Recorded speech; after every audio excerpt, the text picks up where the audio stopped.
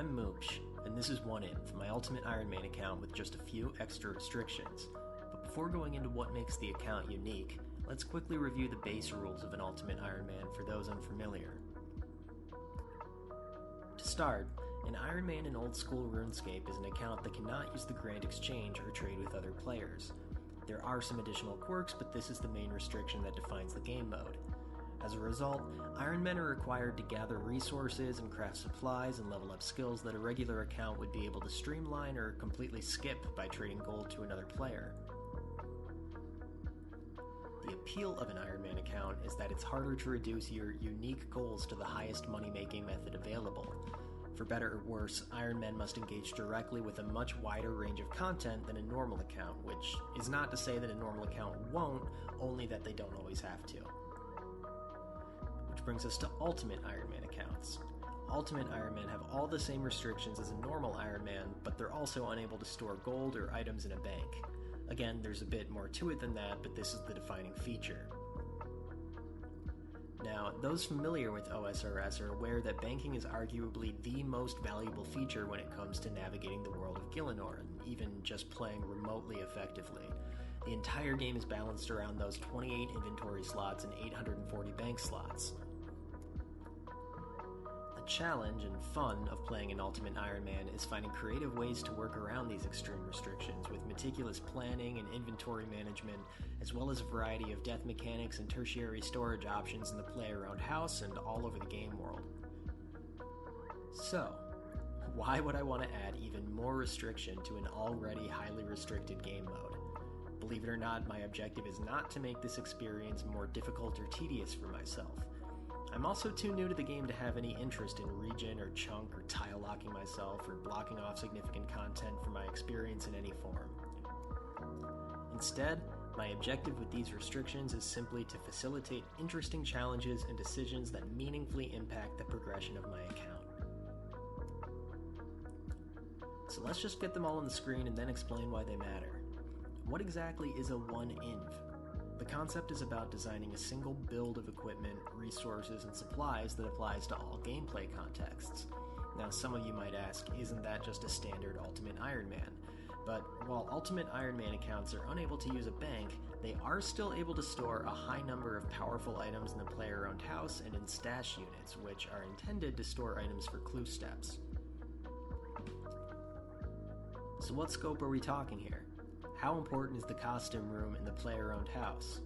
Well, it's telling how many UIM accounts rush construction so that they're able to store key items without a bank.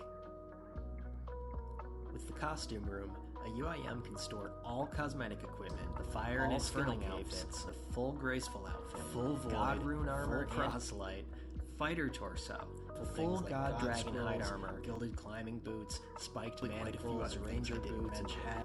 It's frankly a massive, massive tool in the UIM toolbox. Next on the list is clue-locked stash units. Stash units are intended as a convenient way to store the specific equipment needed for various clue or treasure trail steps. But as it turns out, some of that specific equipment is also extremely useful and even best in slot in some cases. Some of the most useful storables include the Abyssal Whip, the Rune Crossbow, the Slayer Helm, Dragon Defender, Iban's Staff, Arclight, Dragon Axe and Pickaxe, the Bandos God Sword, a full Barrow set, and maybe most significantly, the Bow of Ferdinand. With this restriction, any equipment stored in a stash unit will be permanently locked to only that specific clue step. Keeping any of these items on the account in a usable state means sacrificing a permanent slot for my equipment, inventory, or looting bag. And finally, no Void Armour. This one isn't very difficult to explain. With a series of restrictions around inventory management and gear limitations, where's the fun in just using Void for everything? Since only the helm needs to be switched, Elite Void provides 9 pieces for the price of 3 slots toward adequate melee, magic, and ranged loadouts. That value per slot is simply too juicy to pass up with so many storage limitations, meaning a lot of the gear I can chase on this account would end up getting dropped in the long run. And as I said, my goal is not to make this more challenging or tedious. And to that point, I will be using a looting bag for tradables, minigame coffers for GP, and taking advantage of death storage at Hispori. With regard to the looting bag, I need to be able to amass noted resources to make pretty much any of this bearable, and I'm not going to put myself through the torture of already intense grinds with what would amount to 4 to 12 free inventory slots at a time. In fairness, it's also to the benefit of the content. Without a looting bag, I would be cornered into extremely long, one-dimensional grinds with very little to comment on, and nobody wants to watch that. But it's also not just out of necessity. From a theorycraft perspective, this playstyle is about operating with one inventory build. Anything you can carry on you is within the limitations, and a looting bag is carried in your inventory just like a seed box or a rune pouch. A looting bag also cannot store untradeable items, which is actually much more of a restriction than you might think. Just as an example, here are all of the things I'm currently carrying that cannot be stored in the looting bag, plus the bag itself. Stepping off my looting bag soapbox, the thinking behind minigame coffers is that GP is not part of a build, and it's not really an item in any traditional sense. It wouldn't make much difference to keep a stack of several million GP on me at all times, but it also wouldn't make anything more interesting. And in the case of a full wipe, it would be much more tedious to rebuild without some starting GP. And finally, my stance on death storage is that it's the place your items go when you die. There will be times when I die legitimately, and it seems silly to wait around for those moments so that I can take advantage of a clean inventory. There's also no way for you to ever know that I didn't stage a death for convenience, so why even invite that vibe killer? With all of that weird ranting combined, my number of usable slots breaks out like so. I have 25 unrestricted inventory slots, plus 6 seed box slots primarily for herb and tree seeds, plus 3 rune pouch slots primarily for law, dust, and nature runes, at least for now, plus 11 equipment slots, each of which can only hold one type of equipment, so think 1 head slot, 1 weapon slot, etc., plus 1 extra cape slot with the cape hanger in the achievement gallery, and 1 extra slot for gold storage with coffers. So that brings us to 47 total slots that I can readily access at any time, 28 tradable slots of long-term storage with the looting bag, and 28 temporary slots that can be used for 100% safe resource gathering and processing activities, for a theoretical absolute maximum of 103 slots.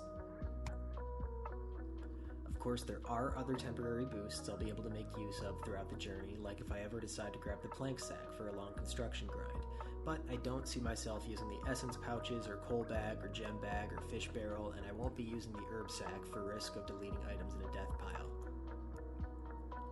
And do we count the tool leprechaun? Elnock and Puro Puro? That's 11 more restricted slots for farming tools and 3 for impling hunting. Fossil storage? Well, shoot, that's a thing too. I don't know. Comment to fill me in on anything else I forgot to note. I do not, however, count things like workshop tools or god books, since you never actually deposit those, you only withdraw as needed. There are a few other niche things like storing bars at Blast Furnace, but I don't think I'll ever bother with any of that. So, those are the rules. Feel free to give me feedback in the comments, but just know I've already been playing this way for almost 2,000 hours. Now it's time to get you caught up on where we're starting and how we got here. You've already been looking at my inventory this whole time, so let's quickly run through everything that's going on. On the bottom we have the storage items. From left to right, the looting bag, the seed box, and the rune pouch. Right above that are my rune axe and pickaxe. I personally like to keep them on me whenever I have the space because I always end up needing at least one of them anyway. But I can always pop them in the looting bag or even alch them if necessary. Up another row, there's a dragon scimitar and a dragon defender. You know, melee stuff. But that also provides a few hints at current quests and stats. I must have completed Monkey Madness for the Dragon Simi, and to get the Dragon Defender I must have a combined level of at least 130 between attack and strength, or I wouldn't have been able to enter the Warriors Guild. The D-Sim will likely be my best in slot strength training weapon all the way to level 99. Hopefully I can get close to that before switching to an Abyssal Whip to train attack and defense, but that won't happen until 85 Slayer anyway. The D-Defender is my best in slot melee offhand basically forever, unless I get extremely lucky. I can't store it in the looting bag, but I can regrind the drop if I ever desperately need the space. Up another row, we have an imbued magic shortbow and Ava's accumulator. The accumulator is good for ranged combat since it saves ammunition, but I can drop and reacquire it pretty much any time. The MSB was a lucky hard casket drop that I imbued with points from Last Man Standing, a PvP minigame in Ferox Enclave. lot of people don't realize that due to its high attack speed, the imbued magic shortbow with adamant arrows just barely underperforms the rune crossbow with broad bolts, which do also need to be unlocked with slayer points, by the way. And if you can invest in rune arrows, the imbued MSB's base damage will outperform even dragon bolts, except against the highest defense enemies. Otherwise, only the procs from enchanted ruby and diamond bolts are able to prop up the rune crossbow's DPS against high defense and or HP monsters. Now, the detail I haven't mentioned is that if you have a worthwhile offhand like a god book or an anti-dragon shield, the rune crossbow might be much more attractive since you can wield it with one hand. And the rune crossbow can be stored in the looting bag while the imbued MSB cannot. So, all things considered, you can guess how I'll be approaching ranged in the longer term. And then there's my pride and joy, a Ceratoman Dragonhide body and Armadillo Dragonhide chaps, both a 1 in 1,625 drop and acquired within 9 hard caskets. I unfortunately didn't take a screenshot until 12 caskets, but by then I also had Zamorak and Armadillo bracers, which I inevitably dropped because I have Barrow's gloves. What else? A Helm of Nadesnot, which is a great melee helmet without any penalties to ranged or magic attacks. It also has a +3 prayer bonus and it can be stored in the looting bag. I do need to get a black mask for Slayer, but I've been waiting to at least unlock the Slayer helmet since the black mask doesn't give a ranged magic prayer or strength bonus if you're not on task, and I still have a lot of difficult non-Slayer quest bosses ahead of me. Then we have the gold-trimmed climbing boots, which are a super fun flex since I'd just be using the regular climbing boots if I didn't have them. A rare combination of both efficiency and fashionscape. It's also a super rare drop, though in the long term it would be silly to hold on to them if I ever need space, since I can always buy an untrimmed pair with identical stats at any time. And then we have a Blisterwood flail because I was too weak and bad at the game to defeat Fenstrom Klaus at the end of Sins of the Father, so I had to leave and level up some more. And not particularly interesting, but I intend to turn these Aventos and vials of water into super energy potions. Finally, I know you've already spotted it. Is that really 259,000 Stardust? I might have a problem. For starters, I just love shooting stars, but on top of that, 300 dust per bag of gems is incredibly OP for a UIM. I've also considered using some of them for soft clay to make house teleport tablets, but I'm not sure it's worth using a permanent slot in addition to my rune pouch, so more to come there. Regardless, bags of gems provide tons of crafting XP, and that's only the tip of the iceberg. First off, everything's noted, absolutely clutch. But aside from that, you need 26 dragon stones for fully upgraded jewelry box teleports in the player-owned house, and they are not easy to come by. Diamonds are essential for crossbow bolt tips to eventually make enchanted diamond bolts. 500 rubies are required for a mounted dig site pendant in the POH, which provides unlimited teleports to Fossil Island. After that, the remainder will also be essential for enchanted crossbow bolts. Emeralds can be turned into bracelets and then high-alked for GP and magic XP, and 2,500 sapphires will eventually be needed to charge a Ring of Suffering with 100,000 recoil charges.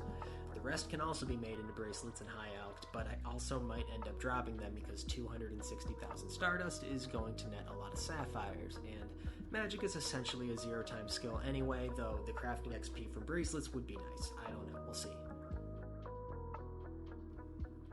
Starting from the bottom of the equipment tab, we have our Barrow's gloves, an iconic milestone for any mid-game account, and likely the only combat gloves I'll use for the remainder of the account's playtime. These puppies are a beast to unlock, but they're highly versatile as the second best in slot across every combat style, melee, ranged, and magic. And then we have my beloved mole slippers, which I haven't quite been able to bring myself to drop just yet. It's an inevitability since I don't have anywhere to store them, but, come on. I'm obviously going to hang on to them until it makes a significant difference. But their days are numbered. And the Iron Classic Ring of Wealth, which is useful for getting a shield left half, a dragon spear, and a dragon med helm for the Arduin Hard Diary and a few stash units. It also has a passive effect to auto-loot GP, which is a nice quality of life feature if there's nothing better to equip. Next we have the Drawman Staff, which allows me to teleport all across the map using fairy rings. One day I'll complete the Lumbridge and Drainer Elite Diary in order to teleport without the staff like a real Chad. And check out that Tome of Fire. So glad I didn't go dry on this at Winter Tote. This baby allows me to cast a variety of utility spells that make my life so much easier without wasting an inventory slot on fire runes. High Alchemy, Superheat Item, Super Glass Make, Humidify, and of course Varrock Teleports and Combat Magic are all examples of essential spells that the Tome of Fire can assist in casting. And of course, the staple Ardy Cloak 1, which is a reward for completing the Arduin Easy Diary. It's actually a pretty decent budget cape with +2 prayer bonus, but the big benefit is in early game teleports to the Arduin Monastery. I actually rushed this day 1 of the account and caught my first death to the level 13 Mourner in Biohazard. But candidly, it's not much use to me these days with my POH to the level that I have it, so what I'm saying is I'm due for an upgrade. Now, I know you've been checking out that Amulet of Glory. How did we get it? Was it hunting? Crafting? Everybody calm down. I got it from my very first dragon impling on the account. No big deal. Miss me with your jelly. Seriously though, it was a massive pain trying to nab a dragon impling in Puro, so I was incredibly grateful to get it on the first one. Just for the sake of mentioning them, here are some adamant arrows for Slayer training. And finally, my orange boater hat, which actually has an important use besides look and fly. A boater hat is required for the master stash unit that holds a dragon square shield, and even though I don't use them for utility storage, stash units are still completely fair game for clue step convenience, so I'll be holding on to this until I feel like dropping 750k on a shield right half. Switching back to the inventory tab, if you were wondering, I did grind LMS for both my rune pouch and my arrows. I'm getting close to running out of points though. My seed box is completely uninteresting at the moment. I have a small stack of hop seeds, dwarf weed seeds, and pineapple tree seeds. It used to be filled to the brim with tree and herb seeds, but I've gradually worked through the majority of them, so I'm due for a restock.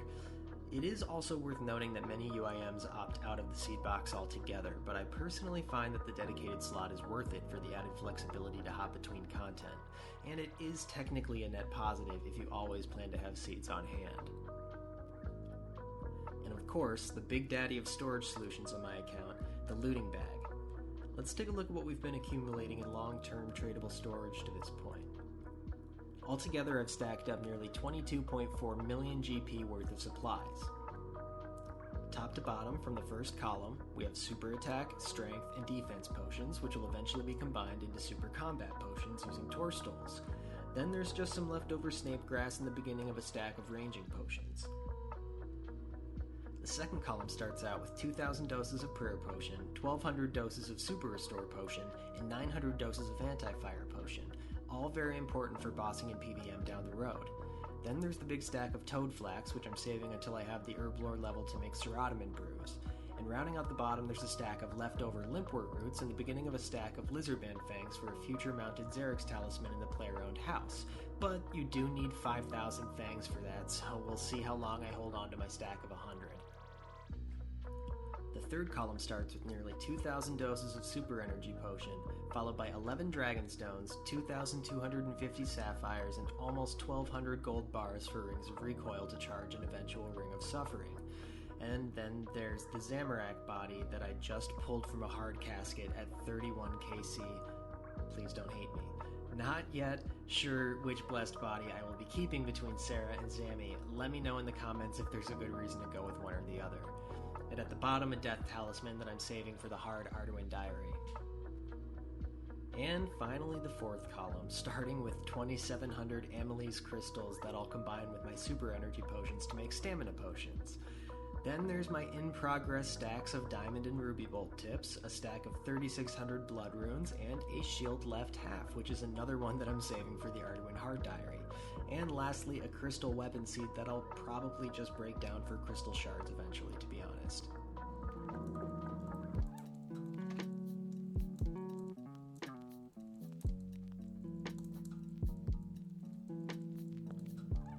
And that's pretty much a wrap. I'll leave you with the stat page and a few other progress screenshots while we're winding down here. Here's our account summary tab, our quest list, and our achievement diaries so far. We'll be starting episode 2 at 1750 total, with every one of our 23 skills sitting at 90% or higher to the next level up. Episodes 2 and 3 will kick off the series with a marathon tour of sorts, leveling each skill one time. Along the way, I'll be narrating an overview of each skill and what I did to progress the account to this point. If you enjoyed this video and you'd like to support a brand new channel, it would mean the world to me if you left a like so more people can see it. If you want to make sure to catch each episode as they're posted, please consider subscribing so they hit your feed. Thank you so much for watching. I'll catch you in the next one. Bye!